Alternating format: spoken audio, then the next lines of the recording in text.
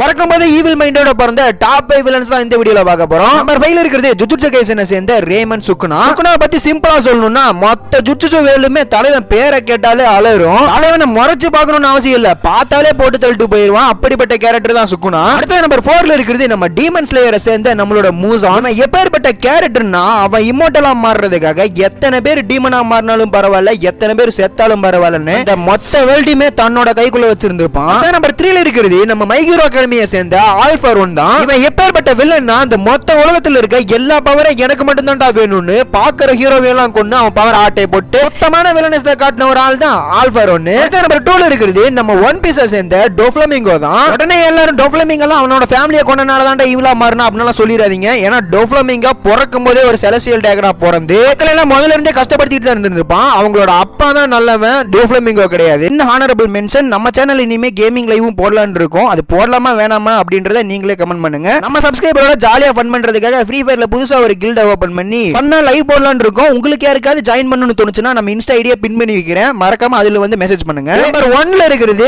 Dragon balls சேர்ந்த நம்ம தலைவன் ஃப்ரீஸா தான். இல்லனாலே அது நான் மட்டும் தான்டா அப்படின்ற மாதிரி தலைவன் பிறக்கும் போதே ஈவிலோட தான் பிறந்திருப்பான். இந்த உலகமே எனக்கு கீழே தான்டா, நான் தான்டா கிங் அப்படின்ற மாதிரி சுத்திட்டு இருந்த ஒரு ஆள் தான் நம்மளோட ஃப்ரீஸா. சரி, இதோட இந்த வீடியோ முடிச்சுக்கலாம். உங்களுக்கு பிடிச்ச வில்லன்ஸ் யாராவது நாங்க மிஸ் பண்ணியிருந்தா மறக்காம கமெண்ட் பாக்ஸ்ல வந்து கமெண்ட் பண்ணிருங்க. இந்த வீடியோ பிடிச்சிருந்தா இந்த வீடியோக்கு லைக் பண்ணிட்டு நம்ம சேனலை சப்ஸ்கிரைப் பண்ணி வச்சுக்கோங்க. அப்பதான் நாங்க போடுற ஒவ்வொரு வீடியோ உங்களுக்கு நோட்டிபிகேஷன் வரும்.